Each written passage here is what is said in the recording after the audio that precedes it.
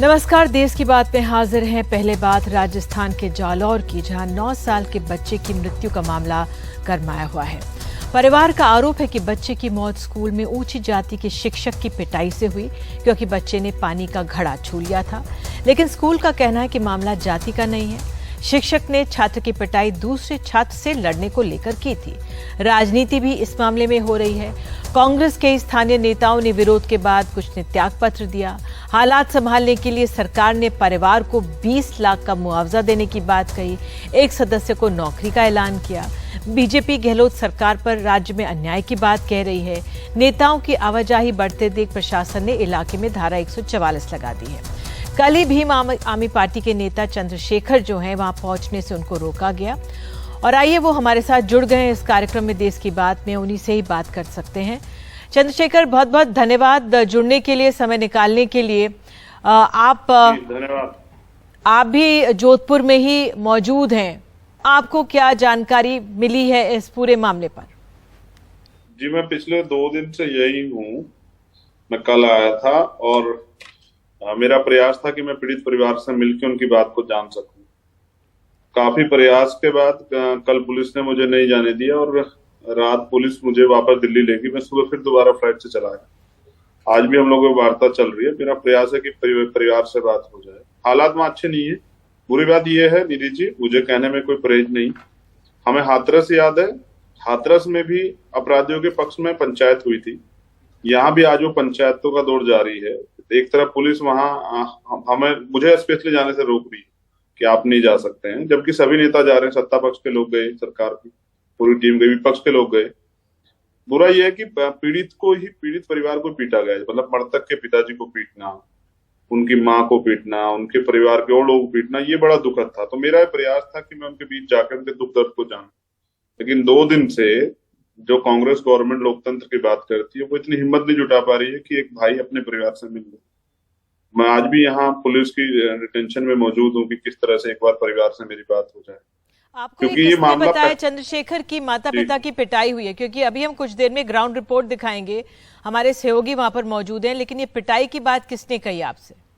मैंने आज तक के उस पर देखा और मैंने वहां की जो लोकल टीम है उनसे मैंने जानकारी हासिल की फोन के जरिए। उसके पिता चिल्ला कह रहे हैं कि उनको पीटा गया। उन्होंने चोट के निशान दिखाए। फिर मेरी उनके पिता से भी रात बात हुई वहां टीम के जरिए, तो उन्होंने बताया कि उनके साथ पुलिस ने मारपीट की है। वो सब छीनने के लिए पुलिस ने उनके साथ मारपीट की है। तो ये बड़ा दुखद है। बेसिक ये है कि चाहे एक मामला हर्षाधिपति एक अधिकारी था जिनको पीटा गया था सरकार के एमएलए द्वारा, या जितेंद्र मेघवाल का मामला हो, या ये तीसरा मामला हो, ये रुक नहीं रहे, ये बढ़ रहे हैं। और आप जब उस बच्चे की तरफ देखते हैं तो दर्द से आप खुद करहा पड़ते हैं।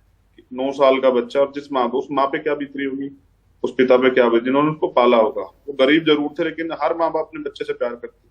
लेकिन आज वो एक बड़ा सवाल यहाँ निधि जी खड़ा हो गया कि वो स्कूल किस हिम्मत से भेजें। कहीं उसके बच्चे के साथ ऐसा हो जाएगा तो एक माता पिताओं में एक डर का माहौल बन गया है।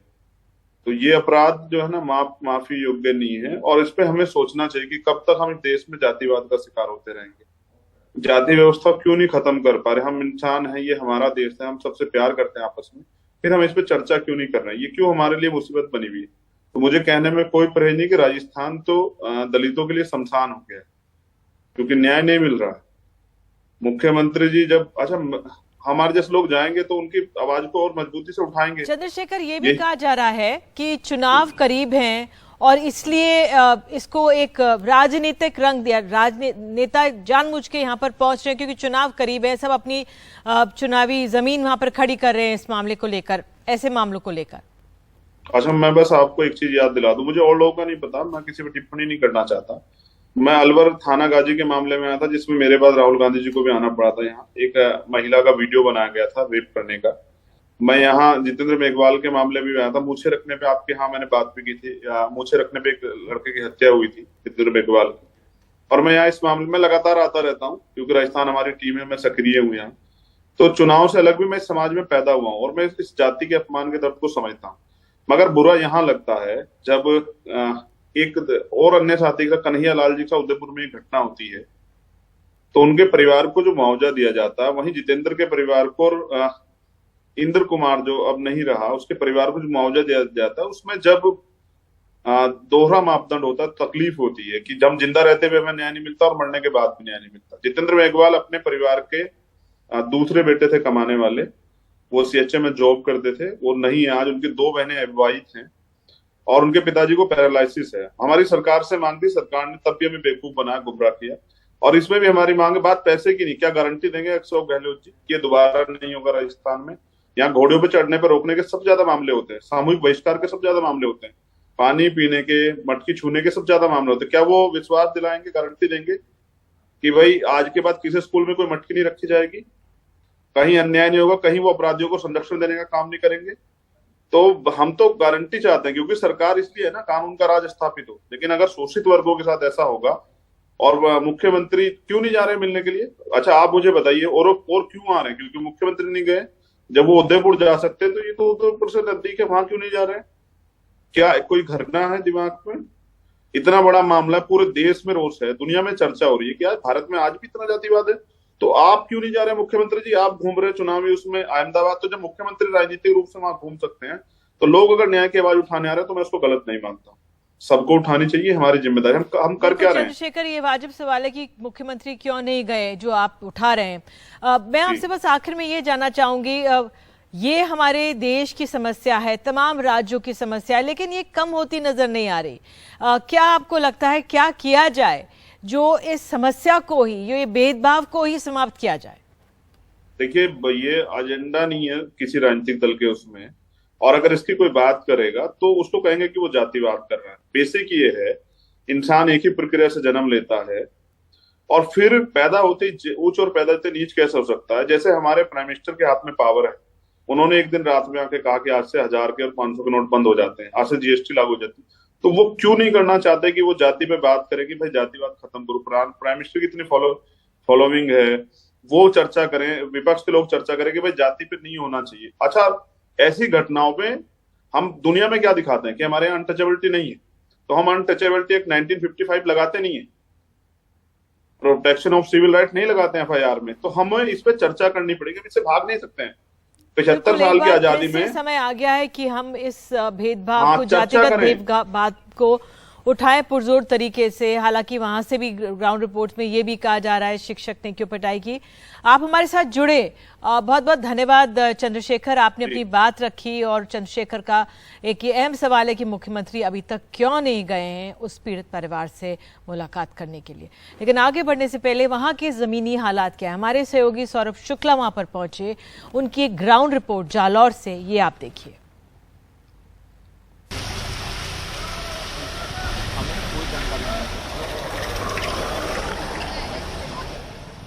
राजस्थान के जोधपुर से लगभग 230 किलोमीटर दूर जालौर जिले का सुराना गांव। 50 साल के देवाराम अपने 9 साल के बेटे इंद्र मेघवाल की तस्वीर के बगल में उदास बैठे हैं। उनकी पत्नी का रो रो कर बुरा हाल है।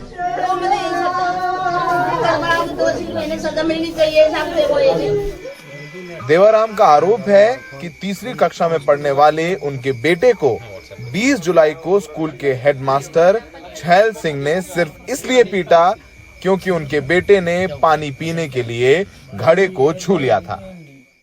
पिटाई से छात्र के कान और आंखों पर गंभीर चोटें आई थीं। देवाराम 20 जुलाई से लेकर 13 अगस्त तक अपने बेटे को 5 शहरों के 7 अस्पताल ले गए, लेकिन बचा नहीं सके। 13 अगस्त को इंद्र नहीं रहा। अहमदाबाद के सरकारी अस्पताल में उसने आखिरी सांस ली। जो मास्टर मटके में पानी पी दो। अच्छा, पानी पी दर बाद में मारपीट की। मटके से पानी पी रहा था तो शिक्षक ने पीटा। पीटे से नाड़ एक ब्लॉक होगी, नस कान की आँख की, कान की। ये जब भी हाथ पैर काम नहीं करते थे, हाथ पैर काम नहीं कर रहे थे, उसको हमारा हाथ हेमरेज बन गया। हेमरेज हो गया। पता कब चला कि आपके बच्चे को पीटा है? बच्चा आया होगा घर पे, बता। शाम को 4 बजे आया। शाम को पता चला मेरे कान के मास्टर मारा है। मैं सूरनम गयो अस्पताल, बागुड़ा, भिनमाल, डिसा, मैसोना, उदयपुर, गीतांजलि, अहमदाबाद, शिवम में। तो मतलब आप कम से कम 10 अस्पताल गए, फिर अंत में आप गए अहमदाबाद। उसी दड़ा में ये घूम रहा। हम परिवार के आरोपों की सच्चाई जानने गांव के प्राइवेट सरस्वती विद्या मंदिर स्कूल पहुंचे। स्कूल की इमारत जर्जर नजर आई। बच्चे जमीन पर बैठ के पढ़ाई कर रहे थे, न कुर्सी न चटाई। ये स्कूल 8वीं तक है। यहाँ 300 बच्चे पढ़ते हैं, जिसमें 64 बच्चे अनुसूचित जाति और जनजाति के हैं। यहाँ हमारी मुलाकात स्कूल के नए हेडमास्टर अशोक कुमार से हुई। अशोक कुमार ने बताया कि वो भी अनुसूचित जाति से हैं। स्कूल प्रशासन की माने तो स्कूल में ना कोई मटका है और ना ही छैल सिंह ने पानी पीने को लेकर इंद्र मेघवाल की पिटाई की थी। तो आप कह रहे हैं कि आपके यहाँ पर मटके से पानी नहीं पिया जाता है, टंकी से पानी पिया जाता है। जो भी बालक वगैरह है ना, उनके भी आप पूछ सकते हो कि सभी बच्चे कहाँ से पानी पीते हैं। अच्छा, हाँ, तो सब टंकी से पानी पीते सब टंकी से पानी तो पीते हैं। मटके वाली बात से आप इत्तेफाक नहीं रखते? नहीं रखते सर। हुआ क्या था? आपस में बता रहे हैं कि 2 छात्र लड़ रहे थे, मतलब मारपीट के मामले में वो सर को पता है क्या हुआ था, और 2 बच्चे भी बता रहे हैं, उनका भी जिक्र हुआ है कि भाई 2 बच्चे आपस में झगड़ रहे थे। ये बात सर है। और दोनों को मारा फिर? हाँ, दोनों को एक थप्पड़ मारी। एक थप्पड़ मारा। हाँ। तो अशोक जी ये बताइए, आप किस जाति से हैं? मैं जिनगर जाति से हूँ। अनुसूचित जाति से हैं आप। क्या यहाँ पर भेदभाव होता है? नहीं, कोई भेदभाव नहीं होता। इस भेदभाव बिल्कुल भी नहीं होता। सभी समान पूर्वक व्यवहार है। स्कूल की पानी की टंकी में 2 नल लगे हुए हैं। एक नल तो पुराना है, पर दूसरे नल पर लगा सीमेंट ताजा है। ऐसा लगता है कि 2-3 दिन पहले ही ये नल लगाया गया हो। हमने इंद्र के सहपाठी राजेश से बात की। राजेश के मुताबिक वो और इंद्र किताब को लेकर झगड़ रहे थे, इसलिए शिक्षक ने दोनों को ही एक थप्पड़ मारा था। क्या हुआ था उस दिन? हम दोनों झगड़ रहे थे। छैल सिंह ने आके हम दोनों को एक थप्पड़ मारा था। हमने अपनी पड़ताल में पाया कि इंद्र 2008 से कान की बीमारी क्रोनिक स्प्यूरेटिव ओटाइटिस मीडिया से पीड़ित था। 2018 से इंद्र का इलाज गांव के सरकारी अस्पताल में चल रहा था। इसके चलते कान पर थोड़ी सी चोट भी जानलेवा साबित हो सकती थी। इंद्र के परिवार का कहना है कि शिक्षक बच्चों में झगड़े वाली बात गांव के राजपूतों के दबाव में बोल रहे हैं। वो कह रहे हैं कि 2 लड़के आपस में लड़ाई कर रहे थे, इसलिए मास्टर ने दोनों लड़कों के मारा। और उस स्कूल में ये कह रहे हैं कि 4 अनुसूचित जाति के शिक्षक और पढ़ाते हैं और बहुत सारे बच्चे हैं अनुसूचित जाति के। वो ये कह रहे हैं कि हम लोग कभी भेदभाव नहीं करते हैं। वो लोग आरोप लगा रहे हैं कि आप लोग झूठ बोल रहे हैं। सर उनके ऊपर भी दबाव है प्रशासन का, गाँव वालों का। ठाकुर का दबाव ठाकुर का दबाव है। राजस्थान पुलिस ने आरोपी शिक्षक छैल सिंह को हत्या और SC/ST एक्ट की धाराओं के अंतर गिरफ्तार करके जेल भेज दिया है। 11 अगस्त को अहमदाबाद में जब बच्चा भर्ती था तो वहाँ से डॉक्टर का फ़ोन आया कि ये मेडिको लीगल केस है। उसके बाद परिवार वालों को FIR दर्ज कराने के लिए यहाँ से पुलिस ने बात की। उन्होंने कहा अभी हम इलाज करा रहे हैं, और दुर्भाग्य से 13 तारीख को जब बच्चे की डेथ हुई है उसके बाद ये FIR दी गई है, और 302 और धारा 3 SC/ST एक्ट में JJ एक्ट में मुकदमा दर्ज किया गया है। और अभी जो आरोपी टीचर है छैल सिंह, उसको गिरफ्तार किया गया है। इस पूरे मामले में राजस्थान के मुख्यमंत्री अशोक गहलोत ने ट्वीट कर कहा है कि इस मामले में तुरंत गिरफ्तारी की गई। परिवार को SC/ST सहायता और कांग्रेस की तरफ से 20 लाख रुपए भी दिए गए हैं। एक बात तो तय है कि बच्चे की पिटाई की थी। छैल सिंह जो शिक्षक है उसको मारा गया था। अब इसके 2 पक्ष बताए जा रहे हैं। पहला पक्ष परिवार का है कि वो निचली जाति का था, मटके से पानी पी रहा था इसलिए उसको पीटा। दूसरा पक्ष कह रहे नहीं, 2 लड़के आपस में लड़ रहे थे, इसमें जातिगत कोई बात नहीं है। लेकिन अगर आप इस इलाके में घूमें तो जाति एक सच्चाई है। भले ही हमारे देश के राष्ट्रपति अनुसूचित जनजाति से हों, पिछले राष्ट्रपति अनुसूचित जाति से रहे हों, लेकिन जाति इस समाज का सत्य है, और वो इस गांव का भी सत्य है, वो जालौर का भी सत्य है। और इस घटना में सच्चाई क्या है वो तो पुलिस की जांच में पता चलेगा। लेकिन फिलहाल पुलिस ने आरोपी को हत्या और SC/ST की धाराओं में गिरफ्तार किया है। सहयोगी अश्विनी मेहरा और गणपत के साथ जालौर से सौरभ शुक्ला, NDTV इंडिया। और देश की बात में बात अब गुजरात की। गुजरात दंगों के दौरान गैंग रेप और परिवार के कई सदस्यों की हत्या के मामले में उम्र कैद की सजा पाए 11 दोषियों को छोड़ने के गुजरात सरकार के फैसले पर लगातार सवाल खड़े हो रहे हैं। विपक्ष सरकार पर हमलावर है। इस मामले में पहली बार बिल्किस बानो का बयानात सामने आया। उन्होंने कहा है कि दोषियों को छोड़े जाने से न्याय पर मेरा विश्वास हिला है। सरकार के फैसले से मेरी शांति खत्म हुई है। एक महिला से कैसे इस तरह न्याय अचानक छीना जा सकता है। 11 आरोपियों को छोड़ने के फैसले से स्तब्ध हूं। गुजरात सरकार से अपील करती हूं, अपने फैसले को वापस लें। मुझे बिना डर के जीने का अधिकार वापस दिया जाए। मेरी और परिवार की सुरक्षा सरकार सुनिश्चित करे। बिल्किस बानो ने कहा है कि इतना बड़ा और अन्यायपूर्ण फैसला लेने से पहले किसी ने भी मेरी सुरक्षा और भले के बारे में नहीं सोचा। मैं गुजरात सरकार से अपील करती हूं कि वो इस फैसले को वापस ले। बिना किसी भय और शांति से मेरे जीने के अधिकार मुझे वापस दे। तो देश की बात में आगे हम बात करेंगे दिल्ली में किस तरह से रोहिंग्याओं के मसले पर बवाल मचा हुआ है और किसान क्यों लगा रहे हैं सरकार पर वादा खिलाफी का आरोप।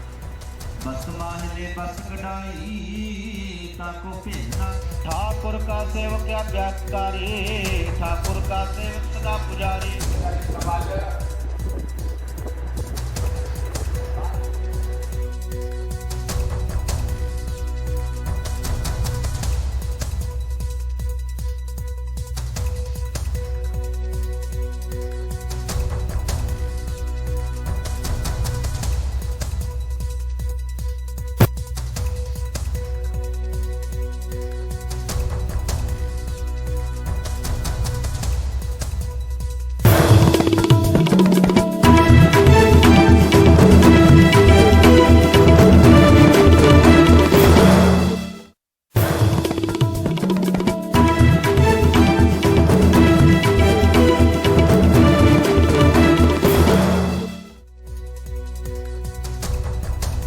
बात किसानों की। गृह राज्य मंत्री के इस्तीफे और MSP पर कानूनी गारंटी की मांग को लेकर संयुक्त किसान मोर्चा आज से लखीमपुर समेत देश भर में 3 दिन का धरना प्रदर्शन कर रहा है।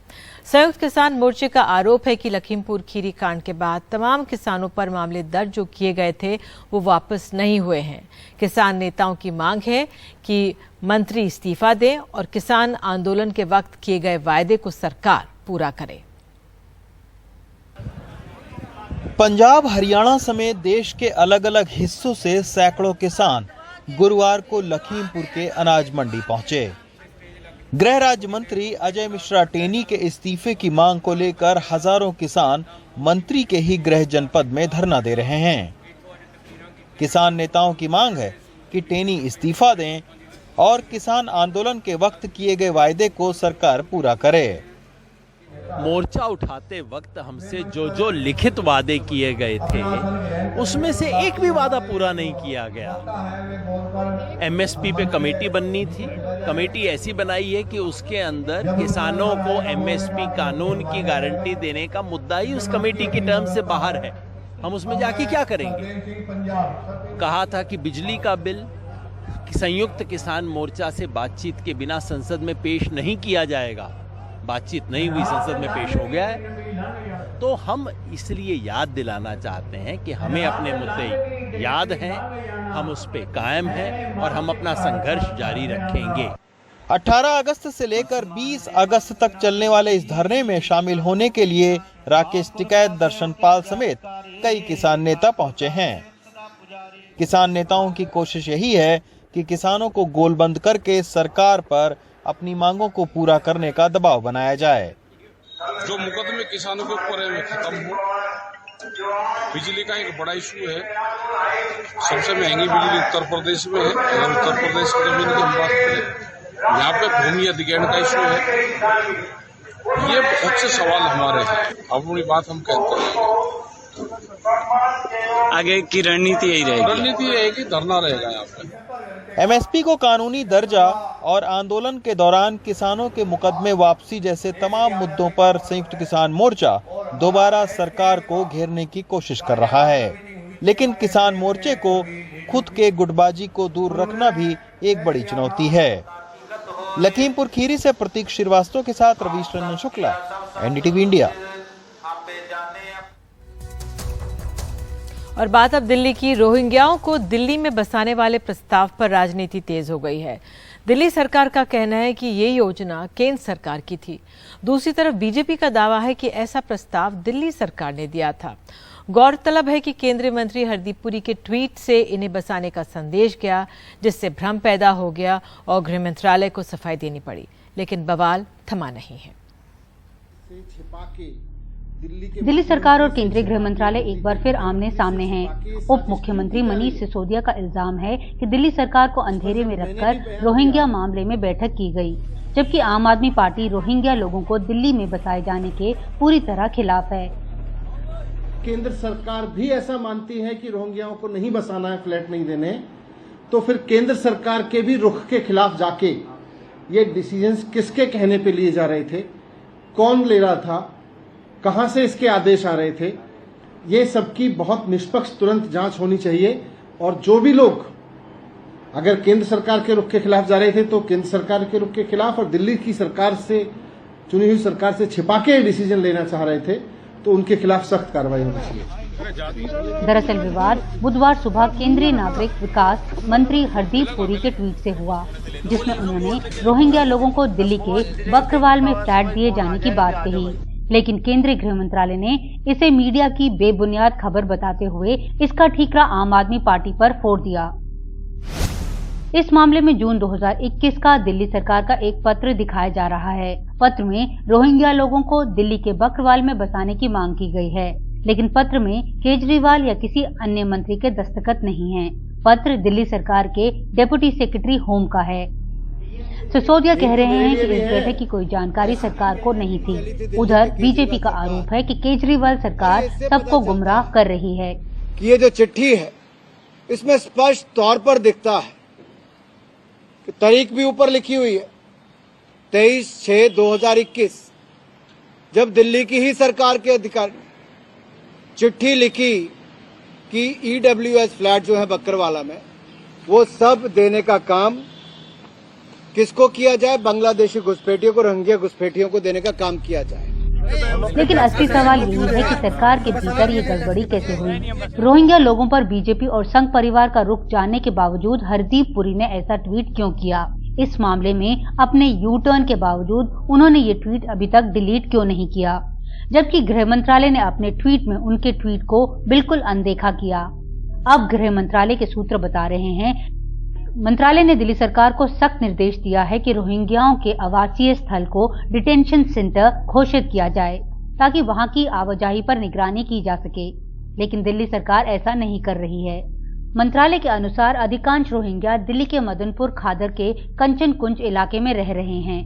केंद्र चाहता है कि इसे ही डिटेंशन सेंटर घोषित किया जाए, जबकि आप सरकार साफ कह रही है कि रोहिंग्या अवैध घुसपैठिए हैं जिन्हें बाहर किया जाना चाहिए। साफ है कि रोहिंग्या समुदाय के संवेदनशील मसले को लेकर राज्य और केंद्रों के पास कोई साफ नीति नहीं है। सरकारें अक्सर अपनी राजनीति के अनुसार आधा अधूरा सच कहा करती हैं। रोहिंग्या के मामले में भी यही हो रहा है। भारतीय जनता पार्टी और आम आदमी पार्टी अपने अपने अनुसार अपने अपने कागज सामने लेकर आ रही है, लेकिन मामला क्योंकि बहुत जटिल है और साथ में सुप्रीम कोर्ट में भी लटका हुआ है, शायद यही वजह है कि दोनों पार्टी जो हैं वो सही बात क्या है वो खुलकर नहीं कह पा रही हैं। नई दिल्ली से नीता शर्मा, एनडीटीवी इंडिया के लिए। और आगे बात करेंगे बिहार की। कानून व्यवस्था के नाम पर विपक्ष और सरकार वहां पे है आमने सामने।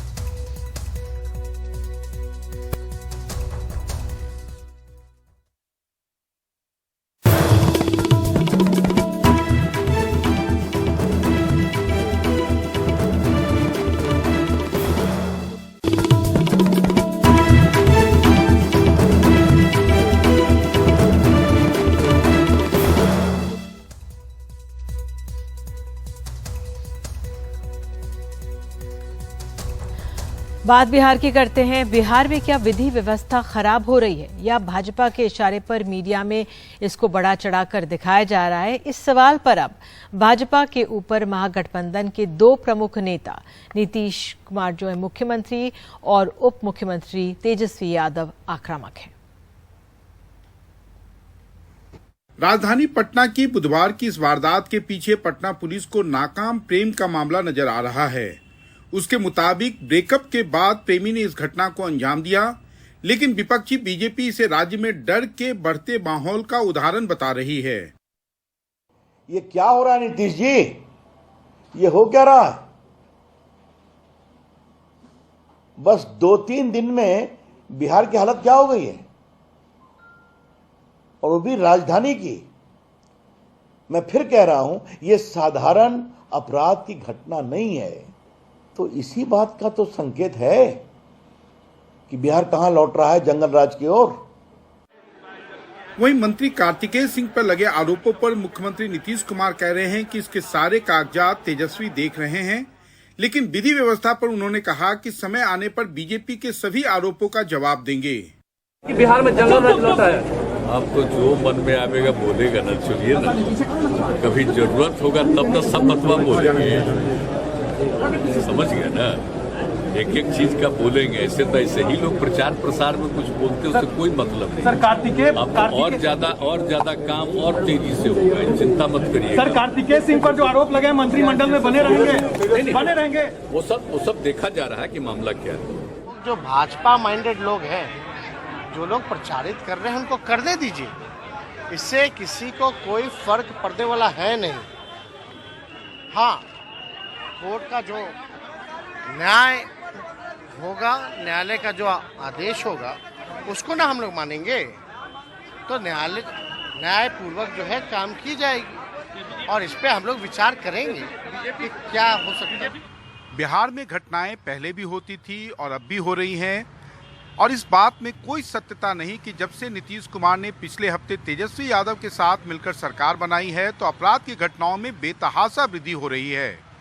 अंतर सिर्फ इतना है कि अगर बिहार के सत्तारूढ़ महागठबंधन की नेताओं की माने तो बीजेपी इस बात को पचा नहीं पा रही कि नीतीश कुमार ने उन्हें सत्ता से बाहर का रास्ता दिखा दिया है, और इसके बदले में वो मीडिया में अपने प्रभाव का इस्तेमाल कर हर छोटी मोटी घटना को काफी बढ़ चढ़ कर दिखवा पा रही है। पटना से कैमरामैन हबीब अली के साथ मनीष कुमार, एनडीटीवी इंडिया के लिए। तो पटना के कंकरबाग में आज सुबह अपराधियों ने सेना के एक जवान की गोली मारकर हत्या कर दी है। ये वारदात भीड़भाड़ वाले इलाके में हुई है।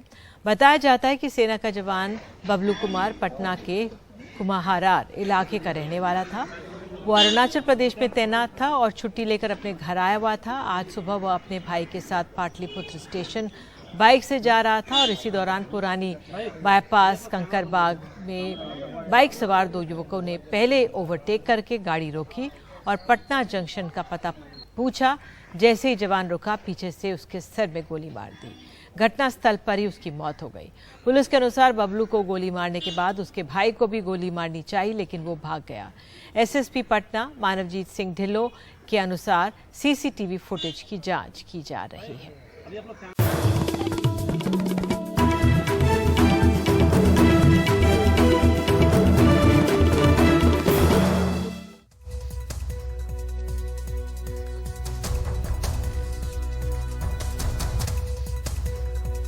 बात मुंबई की। आज बेस्ट के बेड़े में वातानुकूलित डबल डेकर ई बसों को शामिल किया गया है। केंद्रीय परिवहन मंत्री नितिन गडकरी की मौजूदगी में आज इन बसों का उद्घाटन किया गया। पहली खेप में 15 बसें होंगी जो 1 महीने में सड़कों पर दौड़ने लगेंगी। सोहित मिश्रा की रिपोर्ट।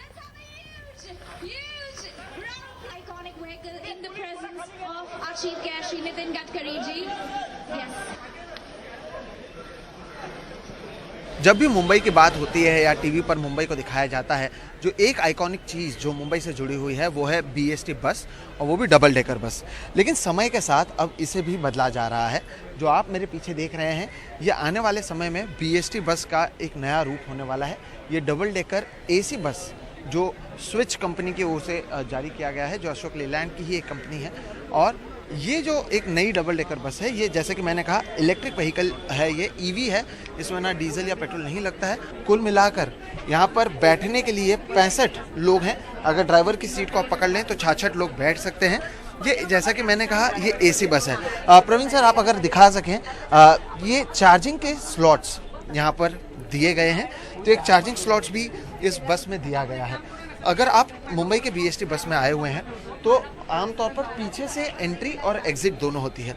इस बस की खासियत ये है कि आगे और पीछे दोनों तरफ से एंट्री एग्जिट यहाँ पर है। हम आगे वाले एंट्री से ऊपर जाने की कोशिश करेंगे, एक फील और एक आइडिया देने के लिए कि किस तरह से ये बस को यहाँ पर चलाया जा रहा है।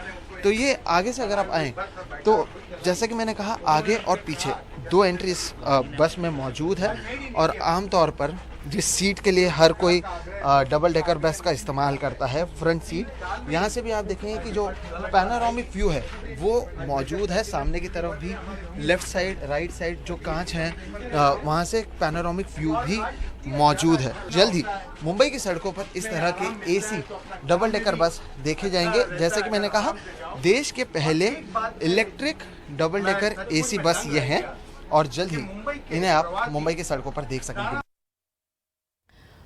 और अब जाते जाते एनडीटीवी की खबर का असर। धार के कारम डैम में लीकेज के बाद मध्य प्रदेश सरकार ने एएनएस कंस्ट्रक्शन और सारथी कंस्ट्रक्शन को ब्लैकलिस्ट कर दिया है। साथ ही दोनों कंपनियों को नोटिस भी भेजा गया है। दोनों कंपनियों का रजिस्ट्रेशन भी सस्पेंड कर दिया गया है। एक रिपोर्ट।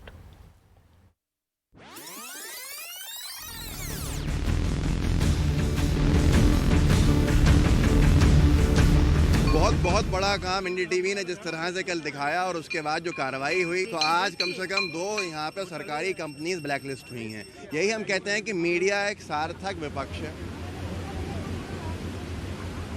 बांध घोटाले को लेकर एनडीटीवी की रिपोर्ट के बाद मध्य प्रदेश सरकार ने कारम डैम के निर्माण से जुड़े एएनएस कंस्ट्रक्शन और सारथी कंस्ट्रक्शन को ब्लैकलिस्ट कर दिया। उनका लाइसेंस भी रद्द हो गया।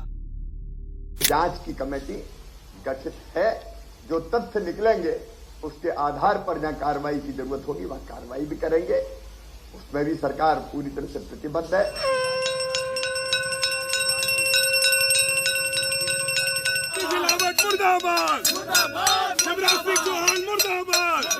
उधर जांच की आज से कई लोगों के छूटने के आरोप लेकर कांग्रेस के कार्यकर्ता जल संसाधन मंत्री तुलसी सिलावट को जगाने पहुंचे। आज कांग्रेस के सैकड़ों कार्यकर्ता यहाँ मंत्री महोदय जो तुलसी सिलावट जी हैं, जल संसाधन मंत्री, उनको नींद से जगाने का प्रयास करने आए थे। लेकिन नींद महत्वपूर्ण है मंत्री की, शिवराज सरकार के मंत्री की, तो इसलिए पुलिस से रोक दिया गया था कि मंत्री जी की नींद में खलल नहीं पड़े। लेकिन निरंतर हमारा प्रयास रहेगा कि ये शिवराज सरकार के जो भ्रष्टाचार है, जिससे बांध टूट के लोगों की जिंदगी के ऊपर संकट बन रहा है, इन पर कहीं ना कहीं एक विराम लगे। हालांकि कार्रवाई 2 कंपनियों पर ही हुई है, जबकि ई टेंडरिंग में ऐसे कई बांध हैं, कई रसूखदार हैं जो पर्दे के पीछे से खेल कर रहे हैं। प्रधानमंत्री नरेंद्र मोदी ने कहा है कि उनकी सरकार भ्रष्टाचार के खिलाफ निर्णायक लड़ाई के दौर में पहुंच गई है। वहीं विपक्ष का आरोप है कि केंद्रीय एजेंसियां जैसे प्रवर्तन निदेशालय उनके नेताओं के दरवाजे पर तो फौरन पहुंच जाती है। वहीं डैम घोटाले में खुद प्रवर्तन निदेशालय ने 2 साल पहले मामला दर्ज किया, लेकिन अभी तक किसी बड़े नेता, मंत्री या अधिकारी की गिरफ्तारी नहीं हुई है। हालांकि शुरुआत 2 कंपनियों को ब्लैकलिस्ट करने से हुई है, जिनकी सत्ता से करीबी विपक्ष बताता रहा है। भोपाल से कैमरा पर्सन रिजवान खान के साथ अनुराग द्वारी, एनडीटीवी इंडिया।